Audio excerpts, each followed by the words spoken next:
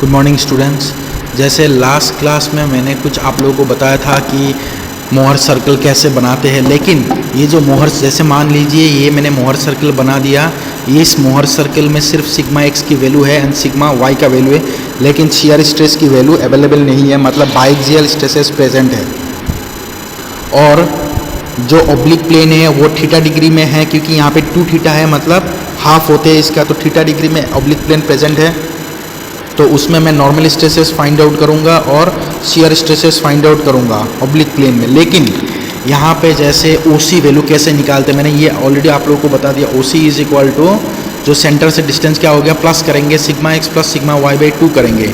और रेडियस कैसे निकालेंगे, sigma x minus of sigma Y by 2 करेंगे। ये 2 वैल्यू मैंने ऑलरेडी आप लोगों को बता दिया था। उसके बाद नॉर्मल स्ट्रेसेस की जो भी रिजल्ट है, मतलब आर की वैल्यू मैं कैसे निकालूंगा, दैट इज पी आर। जो पी आर वैल्यू है वो मैं कैसे निकालूंगा, P R is equal to sigma n which is equal to sigma x plus sigma Y by 2, sigma x plus sigma Y by 2, यहाँ तक डिस्टेंस है sigma x plus sigma Y by 2 plus sigma x minus of sigma Y by 2 into the cos 2 theta.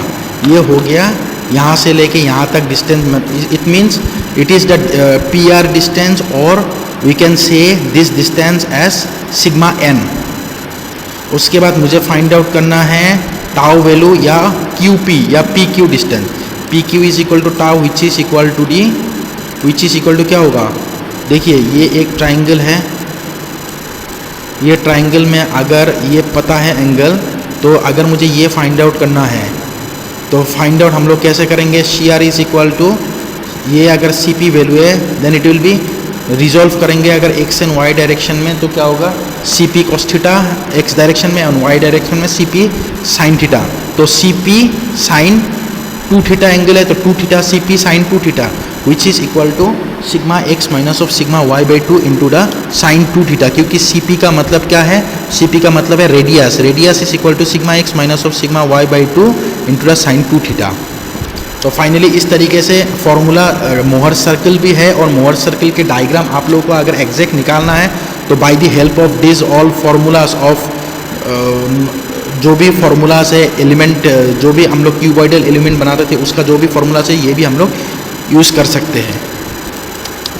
उसके बाद next है, जैसे मैंने इस diagram में दिखाया था आप लोगों को कि sigma x and sigma y दोनों ही क्या है, टेंजाइल फोर्सेस है, पॉजिटिव है, और एक का वैल्यू हायर है एक का वैल्यू कम है, तो इसीलिए ये प्लस की तरफ आ रहे थे, मतलब प्लस एक्स एक्सिस में।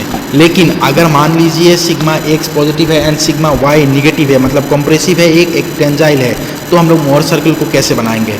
जैसे यहाँ पे देख पा रहे हैं सिग्मा एक्स हम लोग की टेंजाइल है, पॉजिटिव है, तो पॉजिटिव डायरेक्शन में बनाएंगे, और सिग्मा वाई टेंजाइल कंप्रेसिव है, कंप्रेसिव का मतलब निगेटिव है, तो हम लोग माइनस की डायरेक्शन में बनाएंगे। ये प्लस की डायरेक्शन है, ये माइनस की डायरेक्शन, तो माइनस में हम लोग सिग्मा वाई बना दिया, लिख दिया। देखिए ये ज़रूरी नहीं है कि हम लोग वैल्यूज़ को कैसे लिखते हैं, क्योंकि वैल्यूज़ दिया हुआ रहता है तो एज पर ग्राफ, क्योंकि ये जो मोहर सर्कल होते हैं वो ग्राफिकली हम लोग को डिनोट करना पड़ता है, ग्राफिकल रिप्रेजेंटेशन है, तो एक जो भी वैल्यू है उसको हम लोग अगर ग्राफ में निकालेंगे तो एग्जैक्ट वैल्यूज आएगी इसकी। लेकिन एग्ज़ाम में ग्राफ पेपर अवेलेबल नहीं होते हैं, जिसके लिए ये क्या है, हम लोग जैसे सिग्मा एक्स एक्स के डायरेक्शन पे बनाएंगे एंड सिग्मा वाई वाई के डायरेक्शन पे, मतलब सिग्मा वाई हम लोग निगेटिव एक्स एक्सिस में बनाएंगे। लेकिन इसका जो भी वैल्यूज़ है हम लोग अप्रोक्सीमेटली बनाएंगे, क्योंकि हम लोग के पास ग्राफ पेपर अवेलेबल नहीं है। और उसके बाद ये 2 वैल्यूज़ है, अब इन दोनों वैल्यूज़ को मिला के हम एक सर्कल बना लेंगे। अब सर्कल बनाने से पहले मुझे सेंटर जो भी मतलब जो भी इसका सेंटर रेडियस है, रेडियस कैसे फाइंड आउट करूँगा। देखिए यहाँ से यहाँ तक डिस्टेंस हम लोग को पता है, ये डिस्टेंस और ये डिस्टेंस भी पता है, दोनों को अगर ये माइनस भी है फिर भी हम लोग दोनों को समेशन करेंगे। मतलब अगर मान लीजिए ये 10 है, ये -5 है, तो दो टोटल लेंथ क्या हो जाएगा, 15 हो गया, माइनस को एवॉइड कर देंगे, 15 हो गया, 15 डिवाइडेड बाय 2, मतलब टोटल डिस्टेंस क्या हो गया हम लोगों का 5 हो गया।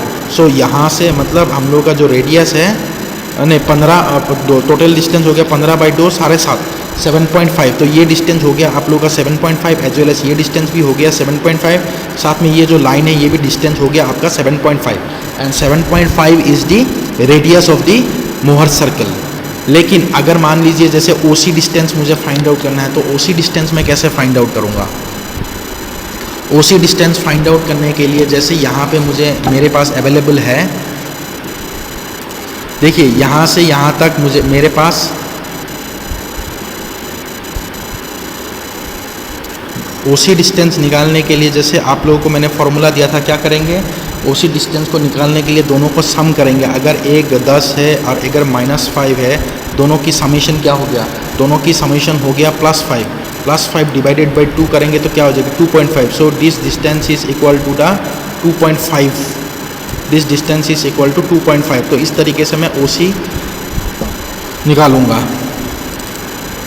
उसके बाद अगर थीटा एंगल दिया हुआ है तो लाइन जो भी बनेगा सेंटर से 2 थीटा में बनेगा और with respect to this point ये जो भी वैल्यू है, ये डिस्टेंस जो भी है ये हो गया आपका सिग्मा n या RP और ये वैल्यू हो गया आपका PQ या tau value. This is normal stress in an oblique plane and this is shear stress in an oblique plane. Oblique plane is obliquity क्या है इसका? एंगल थीटा, लेकिन यहाँ पे मोहर सर्कल में हम लोग 2 थीटा से दिखाते हैं।